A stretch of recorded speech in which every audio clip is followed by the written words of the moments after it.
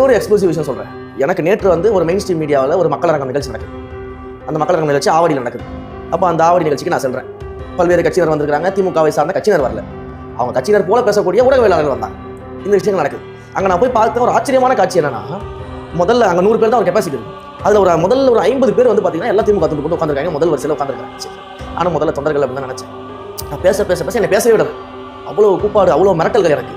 அங்கே நான் பேசிக்கிட்டு இருக்கும்போதே வந்து நேரடியாக மிரட்டல் கொடுக்குறான். நீ வெளியில் வர என்ன பண்ணுற பாருங்க, மிரட்டல் கொடுக்குறான். நீ வீட்டுக்கு போய் சேர மாட்டேன் மிரட்டல் கொடுக்குறான்.